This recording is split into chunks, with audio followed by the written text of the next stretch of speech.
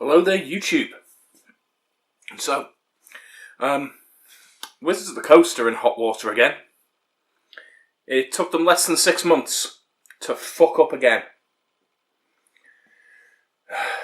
Now, I'm not going to call for a boycott or anything like that, because frankly boycotts don't really work, and it doesn't help the situation for me to refuse to play D&D, or for me to refuse to play Magic the Gathering. I already own the books, I already own the cards. Why would me giving up one of my hobbies help anyone? But I'm not going to be buying any more Wizards of the Coast products, and I'm not going to be supporting their future products, their future games, because as far as I see it, there's plenty of other games out there, and Wizards of the Coast are one hell of a terrible company. So I have no intention of promoting them or supporting them beyond what I already have done. I'm still going to play the games I've got, but that's as far as it will go. Now I'm going to make things like D&D related videos, because D&D is a huge game, and it's a game I play regularly. It's a game I've got a lot of experience with and a lot of things to talk about. So I'm still going to make videos on it, but I'm not going to be buying into the new edition of D&D. I wasn't going to anyway, because of the OGL thing, and I've got my own custom system that I'm building. But with this new Magic the Gathering issue that's happened, I was considering getting back into Magic the Gathering and looking at some of the sets that I'd missed since I was last playing, but I don't think I will bother now, given what's just happened. Now, for those who don't know, Magic the Gathering, also owned by Wizards of the Coast, has new sets released. I think it's every 2 years or something like that, or every 18 months. I don't remember exactly when the new sets come out. But there's a rotation of sets. And when the new sets come out, they often send packs to people on YouTube and on other various social media sites to show them off on camera and get a bit of buzz going. Hello, you. So this was the expected thing for the new set. So this is what one person thought was happening when he got a packet of Magic the Gathering cards that he had spent, I think, something like $1,000 on a big box. He was opening them up, showing them off on his channel, and they were unreleased cards. But unreleased cards get sent to people to promote them all the time. It's like spoiler cards.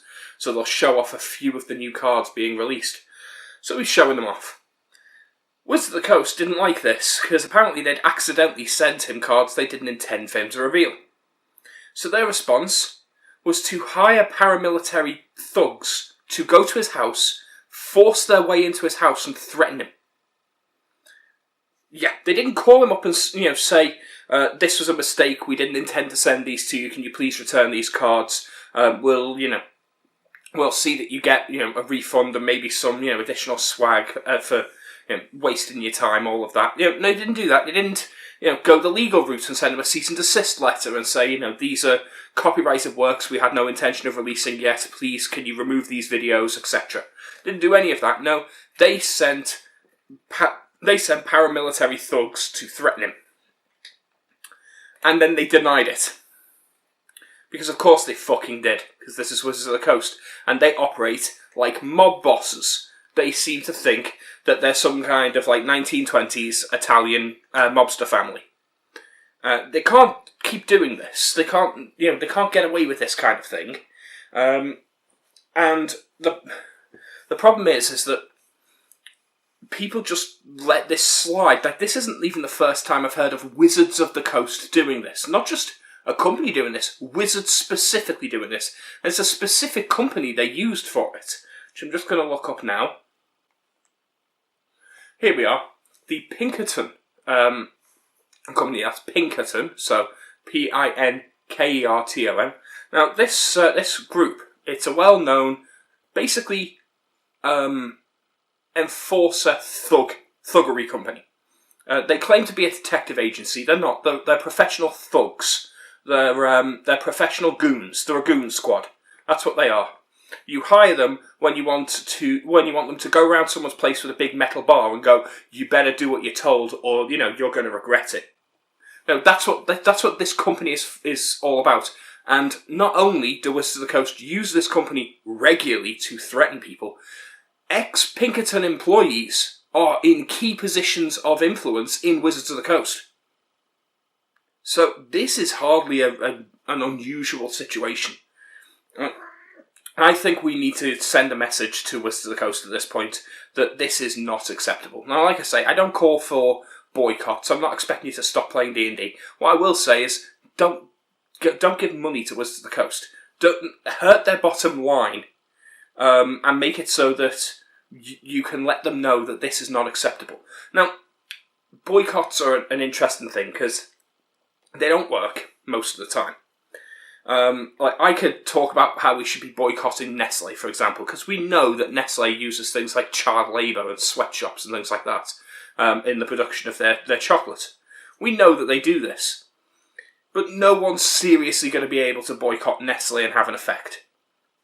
If I say, Nestle shouldn't be supported because they violate free trade agreements, they violate human rights, like, people know it's true, in the same way that people know that Nike and Adidas and other sportswear manufacturers use sweatshops in East Asia for their shoes and their sportswear. And no one really does anything about it. But if you have the right company, the right product, and the right outcry, you can have an effect. And a good example of this is Bud Light. Now, the company that owns Bud Light have seen a dramatic drop in their profits at the moment. Now, the reason they've been seeing this drop in their profits is that they have they've made this stupid decision to advertise in a way that annoys the average conservative beer drinker, which is a huge part of their market. They've been making these very woke, very trans-based adverts with a partner who is one of the most annoying, it would be the trans equivalent of blackface. It's a bloke who claims to be trans, and his idea of being a woman is being the most overblown, over-the-top example of scatterbrained, manic pixie woman. That's his idea of what it is to be woman. And if I was a woman, I'd find that offensive. That's what this bloke thinks being a woman is. Screaming and waving their hands around, throwing themselves on the floor and acting like a crazy person. That's what being female is to this person. I'd be deeply offended if I was a woman. You're not trans, you're fucking ill. You're demented and you need help. That's not being trans, that's just being stupid and crazy. So yeah. I can see why this person offends people, because they're offensive, deeply offensive. If they were just trans, I don't think there would have been any backlash. If this was anyone else, there wouldn't have been a backlash. And the reason we know this would have been the case is because Caitlyn Jenner has also been involved in advertising campaigns for the same company, and there was no backlash. And the reason being is Caitlyn Jenner is actually just a trans woman. She is just a woman. In as much as she can be. Biologically, she was born male, and she competed in sport. She was a very physically fit man, which means that now that she's transitioned, she tends to be quite a butch-looking woman because she's got the body and the musculature of a man. She knows this. I'm not going to upset her by letting her know this. She knows this, but she's aware of this. A good example is, she doesn't compete in any kind of sports because it wouldn't be fair. I can respect that Caitlyn Jenner has made a personal decision in her life that she wants to live a different lifestyle. That she wants to live as a woman for whatever psychological and emotional reasons she feels is necessary. And so can almost everyone else. Which is why there was no backlash. But when you get this parody, this insulting parody of a trans person, and use them as your advertising campaign, of course it's gonna piss everyone off. And that created a huge backlash. That backlash has led to an 18% drop in profits for Bud Light and its parent company. And the reason for that is that when people go to buy beer, they can not buy Bud Light and instead buy Coors Light or Miller Light, which is right next to it. It's very, very easy to make a decision to just switch as a consumer. Now, when it's that easy and when it's that simple, it's very, very easy to do it en masse. Now, it's not easy to do it en masse with a lot of other products, with a lot of other things. It's not immediately apparent what products are by who owns what. There's parent companies that own loads of different companies. Like the amount of beers that the parent company of Bud Light actually own. You could stop drinking Bud Light, drink a different beer, and still be drinking something that the same company owns. So that could be a problem if you were trying to boycott just Bud Light. But people have been very, very clear in what they're doing, and it's been very easy to get a almost unspoken mass revolt against this company going. Just because they made a really, really stupid advertising campaign that people found offensive and patronising. And they're learning from it. This is commonplace now. I think in the age of the internet that there is a move that boycotts in a way can now work. Now, like I say, I'm not calling for a boycott. To bring it back to Wizards of the Coast, it is a niche product. Magic the Gathering, D&D, they are niche products. That means that there is a community aspect to it. We all talk about it online. So, with Dungeons and Dragons and Wizards of the Coast's other products, most of which are Dungeons and Dragons adjacent at this point, if the D&D and the Magic the Gathering community just suddenly start talking about it negatively, the drop is dramatic, and we saw this from the OGL. We can change Wizards of the Coast by saying, right, we're not going to buy their products anymore, and that's why I'm talking about this. Let's say, I wouldn't bother making this video about Nestle, because I know I'm not going to affect Nestle. I know there's no way that even if I point out these things, even if I point out that Adidas is using sweatshops to manufacture their clothing, I don't even know if they still do. I know they did at some point. They might not anymore. But even if I made videos about these companies, I know I'm not going to have any effect, so I don't even think about it. I don't even bother to check if they're still doing the thing that I found offensive, because I know I'm not going to affect it. I know I'm not going to change it, so I don't think about it. Perhaps that's a moral failing on my part. But with Wizards of the Coast, I think we need to stand strong, because as a niche product and as a community product, we can affect its change. And it's very easy to say, right, we're not going to support this anymore. With D&D, there's other games that you can play. You can play Pathfinder.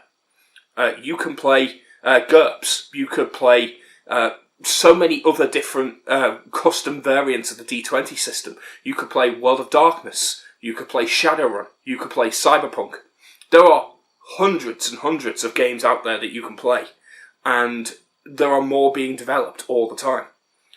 When it comes to Wizards of the Coast's card games, like Magic the Gathering, there's less options, but there's still options. There are other games out there. Now, I don't know them all that well, because I'm not much of a card gamer. Right? I mean, I'm not going to suggest that you go out and play like Pokemon and Yu-Gi-Oh, because like those were the games that I knew from like 15 years ago. I have no idea if they're even still relevant. They may not even still be in publication. But I know there are other card games out there. Some that have got really good reviews. So you could switch to a different game. You could play something else. And it seems that a lot of people are. It seems that a shockingly large number of people are playing something else. And given that Magic the Gathering is already on a downswing anyway, like, it's been on a downswing for the past 10 years. I will not be surprised if this is the kind of thing that'll be the death knell for Wizards of the Coast. So yeah, I reckon Wizards of the Coast sending thugs to a customer's house to threaten him and force their way into his house may well have been the most stupid thing they've done yet.